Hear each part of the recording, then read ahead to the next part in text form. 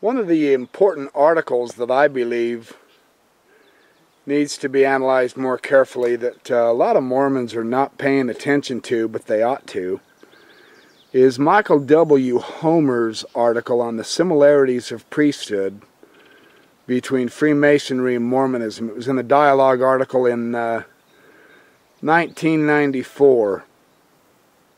I believe it was 1994.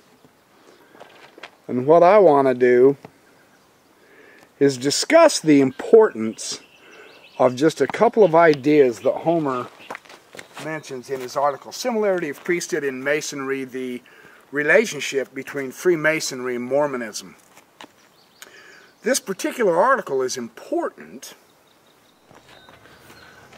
This is, without question, one of the most detailed, intimate examinations of an enormous body of evidence from both the Masonic point of view and the Mormon point of view, using historical records showing the context and the implications of Freemasonic influence on Mormonism and Joseph Smith.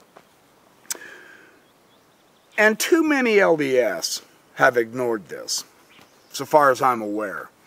They've mentioned that. Now, Eugene Sage, in his unpublished book on the Mormonism and the Ancient Gospel, it's like a 1,500, 1,200 page mammoth behemoth of a text. He has some interesting ideas that I will get to eventually on Homer. Homer's not the last word on Masonry. None of us are going to be the last word on this issue, but every one of us have something to contribute to helping gain a greater understanding of this subject. Too many LDS histories are ignoring this facet of LDS history, the written histories, that they shouldn't be ignoring this because this is part and parcel, hey neighbor, this is part and parcel of our history.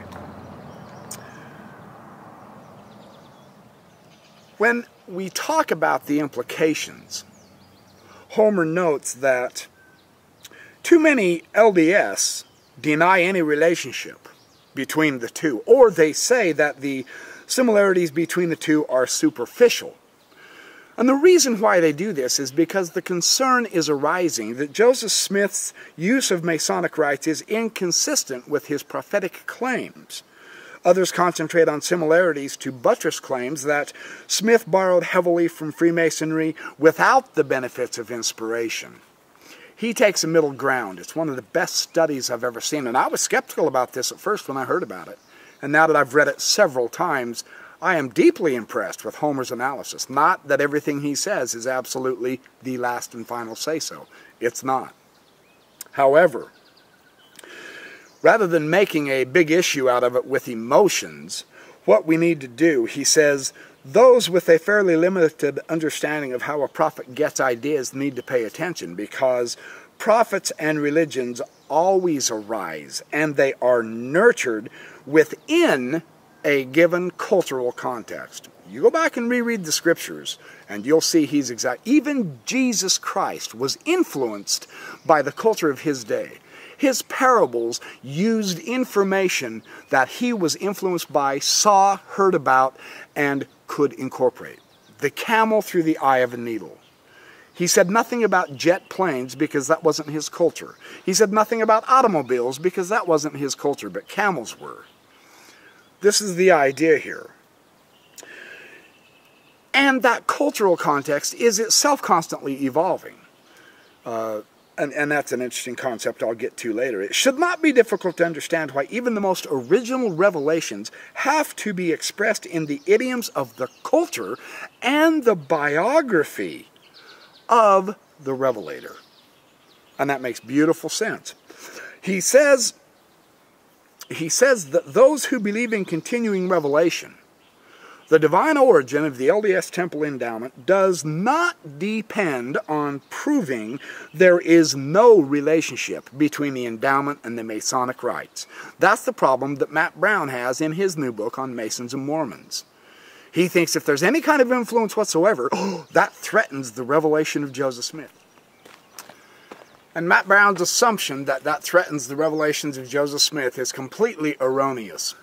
It does not threaten any revelation of Joseph Smith that he had on the LDS Temple endowment. He says, there is a relationship between the Masonic rites and Joseph Smith receiving the endowment before his initiation into Freemasonry. That doesn't refute revelation. He says there is also room to accept the candor of Joseph Smith and others that there was a close relationship between Freemasonry and Mormonism. And I mean Brigham Young and Heber C. Kimball and John Taylor and Joseph Smith himself. They understood this relationship and they accepted it. In fact, they were more frank about talking about it and situating it and showing it than we are today, as Homer notes. And then finally, I want to get to the very last page of his article.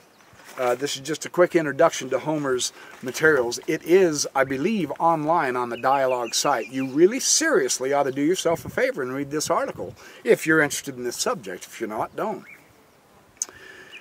He says, the all-or-nothing approach has to go. That's not the correct approach. And that goes for all sides, from Masons, from Mormons, from the cultural Mormons who don't believe anything was ancient in the scriptures of Mormonism.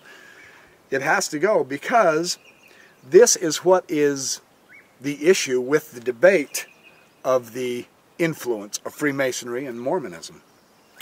Ultimately, and this is the most important point, and all I can say is a hearty amen to this, ultimately, the efficacy of the Mormon Temple endowment does not depend on whether Joseph Smith adopted or adapted portions of the Masonic ritual when he instituted the endowment, or whether the rituals of Freemasonry originated in Solomon's Temple. And that's something that Joseph Smith, Brigham Young, and Heber C. Kimball elaborated on.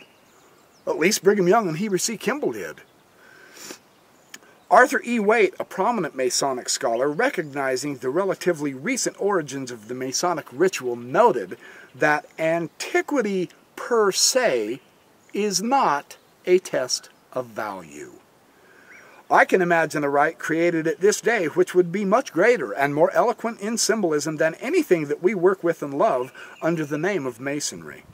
Similarly, the legitimacy of the endowment for the LDS rests on the faith of members who believe that it was heaven sent and they find it meaningful and life-giving. And that's important. Just because Joseph Smith incorporated some of the information and rituals and rites of Freemasonry into the endowment does not prove that it was not revealed. And that's the misunderstanding going on. I fully intend in my book and in these videos showing that Joseph Smith absolutely had influence of Freemasonry from two sources, two sides I should say, from the anti-Masons themselves of William W. Phelps to the pro-Masons themselves, from his own brother, from people who were surrounded and around him, from his close intimate friends, Sidney Rigdon and Willard Richards. And there's a lot of very interesting material that Homer brings out on that score.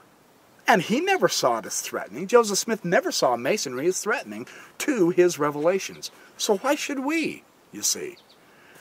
We've misunderstood something, and my hope is to clarify that.